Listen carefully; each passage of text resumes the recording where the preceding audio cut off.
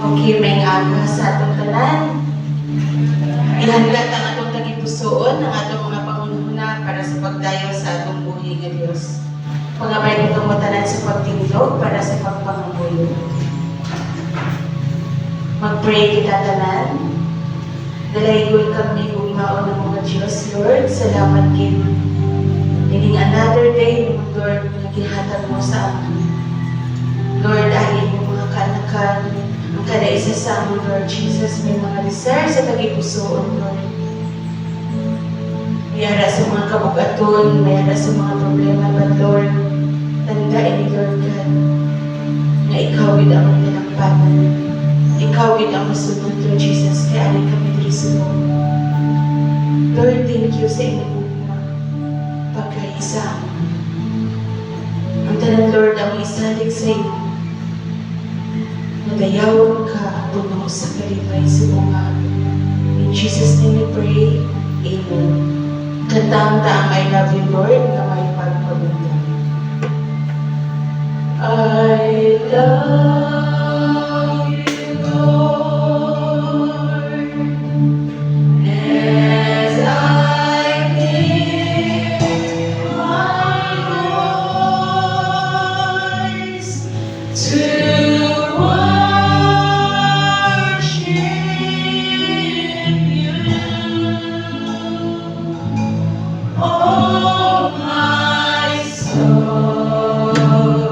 rejoice. Take joy, my King, in what you hear. Let me a sweet, sweet sound in your ear. Lord, I love you, Lord, and I lift my voice to worship you. Oh, my soul, rejoice. Take joy, my King, in what you hear. Let me a sweet, sweet sound in your ear. Let me a sweet, sweet sound in your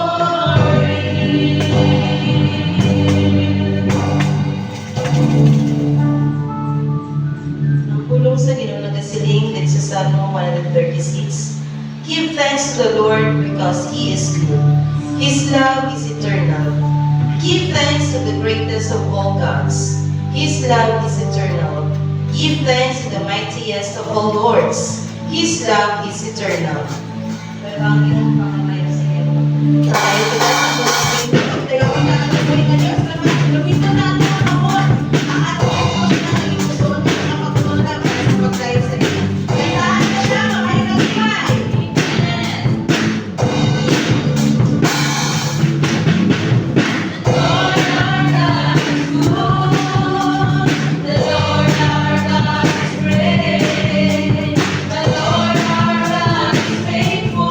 He will never change.